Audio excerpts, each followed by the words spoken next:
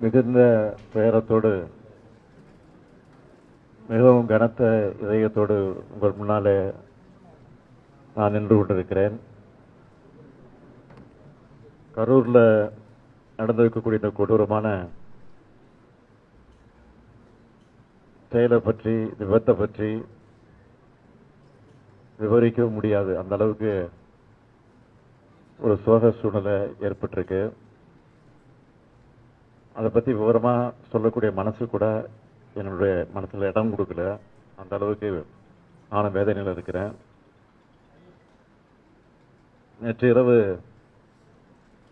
ஒரு 7:45 மணி அளவுக்கு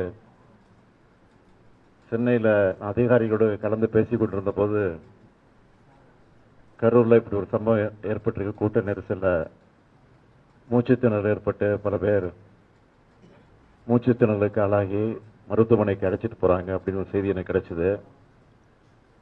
செய்தி கிடைச்ச உடனே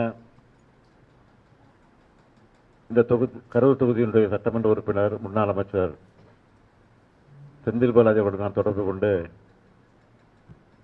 இந்த மாதிரி செய்தி கேள்விப்பட்டேன், உண்மையா, உடனடியாக நீங்க மருத்துவமனைக்கு போங்க, போய் என்னன்னு பாருங்கன்னு சொன்னேன். அதுக்கப்புறம் கலெக்டர் இடத்துலையும் தொடர்பு கொண்டு நான் கேட்டபோது அவரும் சில விஷயங்களை தான் சொன்னாரு. அடுத்த 5 நிமிடங்கள்ல மருத்துவமனைக்கு எடுத்து சொல்லக்கூடக்கூடிய முதல்ல 4-5 பேர் அழைத்துக்கிட்டு போயிருக்காங்கன்னு செய்தி வந்துச்சு. அப்புறம் போக போக பார்த்தீங்கன்னா அதிகமான பேரை மருத்துவமனைக்கு தூக்கிட்டு போறாங்க அப்படின்னு செய்தி தொடர்ந்து வந்துட்டு இருந்துச்சு.